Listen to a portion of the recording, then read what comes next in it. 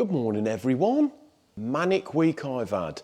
Do apologise, guys, for not doing a video in the middle of the week. Did one Monday, didn't I? And now it's Friday. This week it's just been manic, and I think it's because young Isaac's off. But what I'm doing, excuse the back of me here, I'm just unpacking the stuff that's come back from CTM.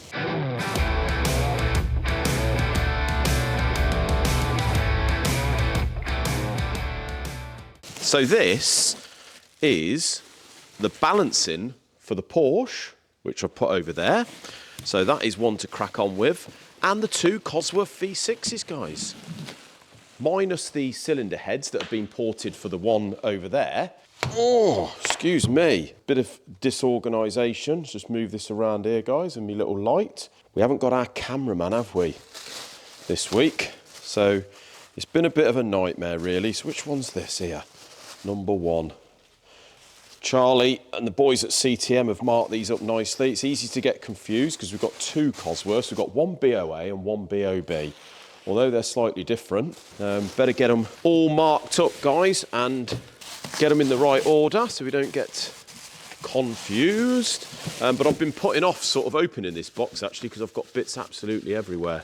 So yeah, as I say, guys, this is the two Cosworth V6s, the BOA and the BOB. It's been a bit of a crazy week, really. I'm hoping to get on with this Porsche next week. So obviously Isaac's back the week after. I'll tell you what, it ain't half surprising. Not that he does all the work, but it ain't half surprising.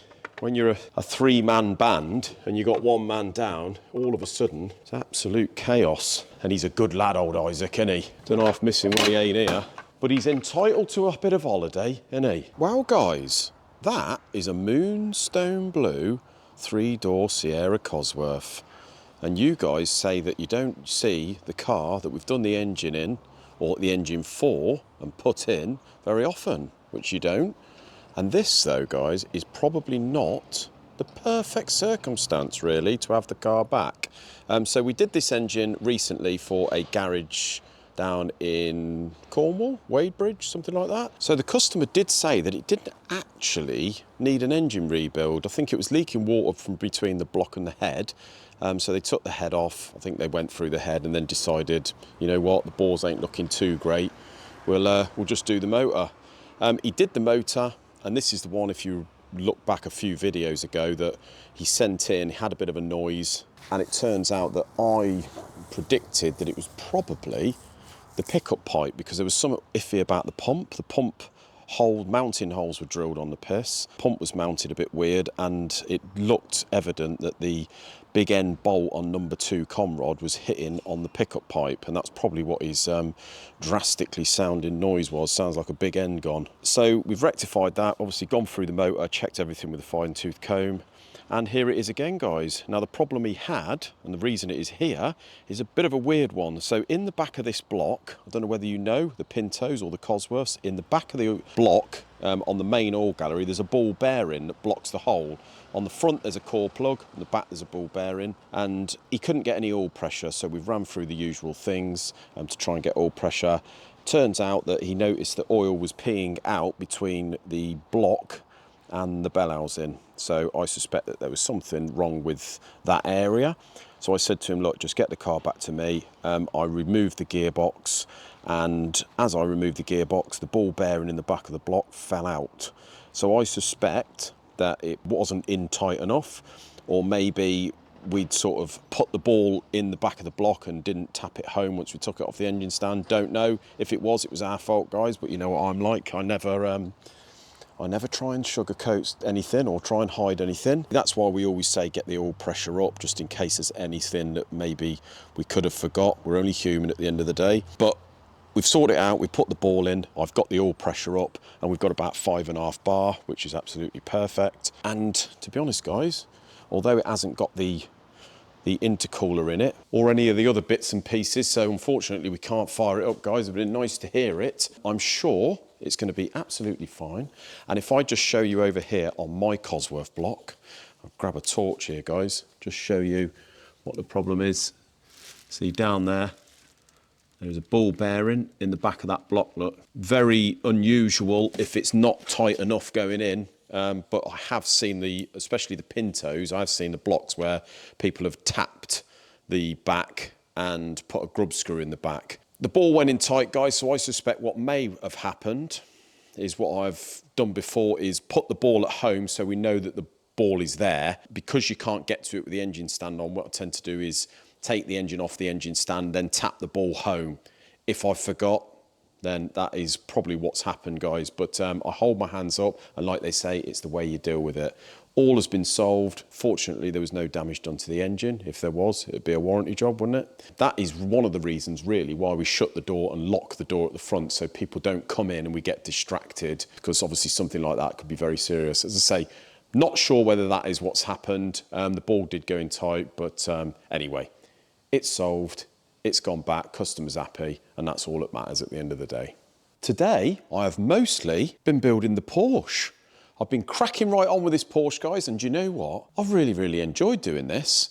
So what I'm going to be doing in the next video, guys, and before I go any further, I do apologise for not doing a video for a week, just because I've been up to my eyeballs in it, really. But it's always nice to have a little bit of a break in it sometimes. Been cracking right on with this, guys, and as you can see, I've got the crank in, various other bits, and I'm going to be doing the next video pretty much on this motor and explaining what I've done and what has to be done on these flat six Porsche engines. Rather interesting. Before we get to the end of the video, can we just talk about this little puppy? Do you know what? I fell in love with this thing again at the weekend. Now, I don't know whether you follow my Facebook page, but if you'd have seen Friday night, I put a post on there at 10 o'clock at night on the Friday, and I was still at work. And the reason for that, guys, is it got to about 5:30. I'd done various other things, and I thought, do you know what? We had a track day on the Saturday in the morning at Chivner. I wasn't feeling very enthused because my dash hadn't turned up on the Friday morning, and I thought, do you know what? The kit car was all still a bit in bits. It was covered in dust. I just lost all heart with it. You know what I mean? We haven't had this thing going for over a year, well over a year, about a year and a half actually, properly. The last time we took it on a track day, it did the diff. So we got the diff that could sort of go wrong again. Obviously, we've got the blipper and the quick shifter that we haven't really set up, and I don't really know how to set it up. And all the wiring for the blipper, etc., was all sort of all over the shop, and there was a big hole in the dash where the digital display should go, and it was away being fixed. Friday afternoon, the dash turned up quite late, about 4 o'clock, still not very enthused, and I thought, you know what, if I can even be bothered to go at all, I'm going to be going in that yellow Mark 1, but I just wasn't feeling it. And then about 5:30, I thought, you know what, I'm going to try that dash in there and just see if it works. Plugged it all in.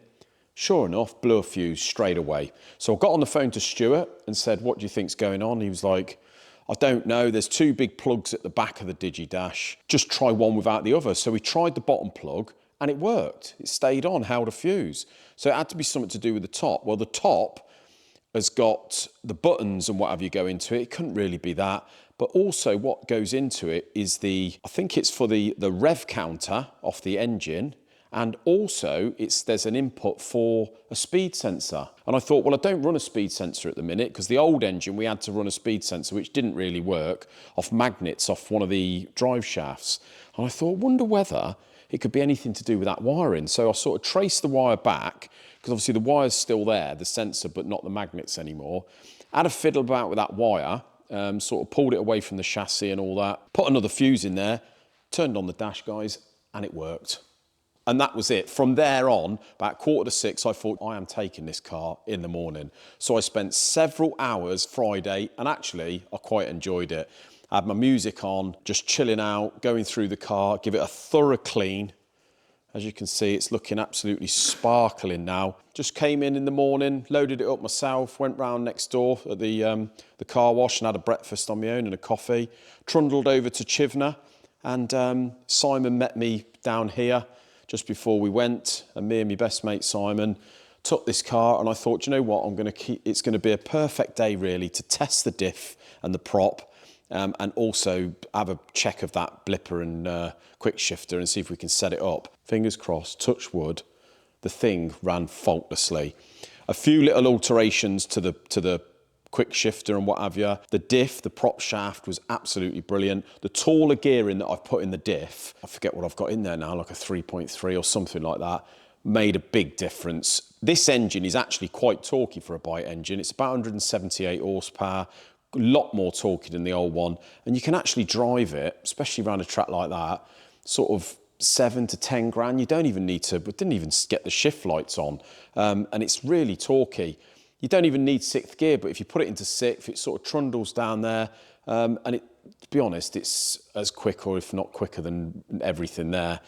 So absolutely wonderful. When you do start hoofing on a bit and get it up the revs, it's an absolute handful, let me tell you that. The first 3 gears, the back end's trying to overtake you. But that quick shifter and the blipper, what a difference that is. So basically, if I turn the thing on, we just turn the main power on down here. All looks a bit funky, doesn't it? Ignition on. Down here, you see we're in neutral. You see the dash works. And fire the thing up. Fires straight up, straight away, guys. And if we push this, we just push that, look. You hear it activating the blipper, and pull it backwards and it's activating the quick shifter. Yeah, wonderful, wonderful bit of kit. Makes a massive difference to your braking points. You can brake a lot later, and all you got to do is just go bang, bang, bang down the gears.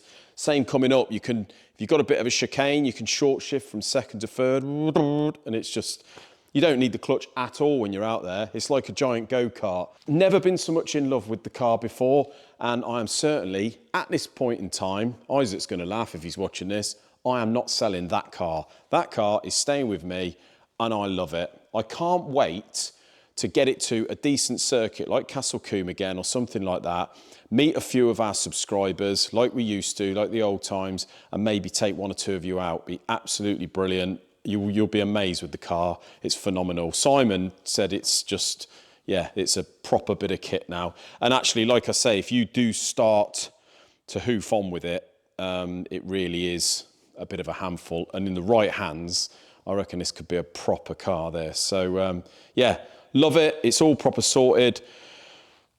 Don't think I really need to do much with it now. It's all pretty much done. So, over the moon, guys. For a change, we have another one of our projects working, track-worthy, and fingers crossed at the moment, all working fine. Love it. Thank you very much for watching, guys. Until the next one, where we'll be seeing more of that Porsche build. Have a great evening. Cheers, guys.